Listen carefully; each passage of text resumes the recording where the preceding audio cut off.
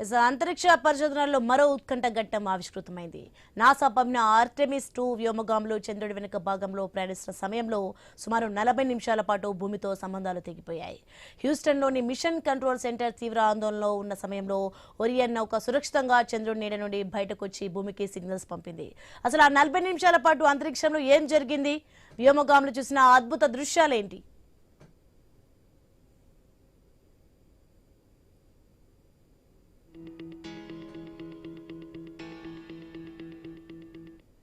ఇక చంద్రుడిపైకి మనిషిని తిరిగి పంపే లక్ష్యంతో నాసా చేపట్టిన ఆర్టెమిస్ 2 మిషన్ ఇప్పుడు ఒక కీలక మైలురాయిని చేరుకుంది.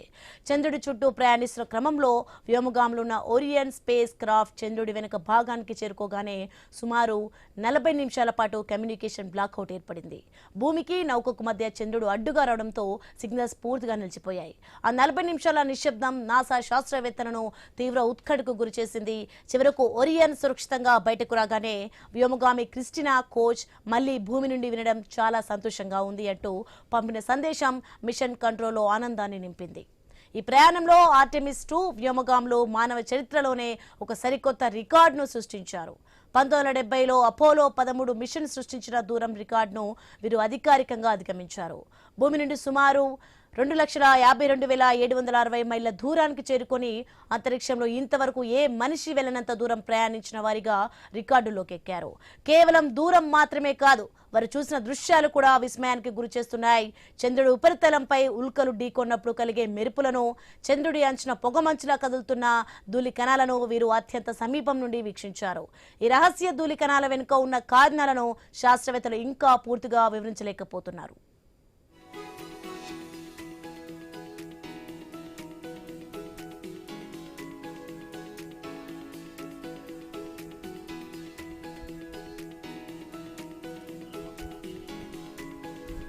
ఇక ముఖ్యంగా చంద్రుడి అంచు నుండి భూమి ఉదయిస్తున్న ఎర్త్ రైజ్ దృశ్యాన్ని చూసి వ్యోమగాములు మంత్రముగ్ధులయ్యారు.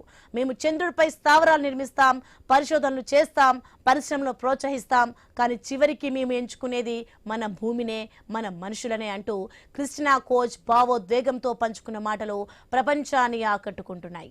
ఆసియా, ఆఫ్రికా, ఓషియానియా ప్రజలను ఉద్దేశించి మేము మిమ్మల్ని చూస్తున్నామంటూ పంపిన సందేశం అంతరిక్ష చరిత్రలో చిరస్థాయిగా నిలిచిపోతుంది. ప్రస్తుతం ఆర్టెమిస్ 2 తన తిరుగు ప్రయాణాన్ని ప్రారంభించింది.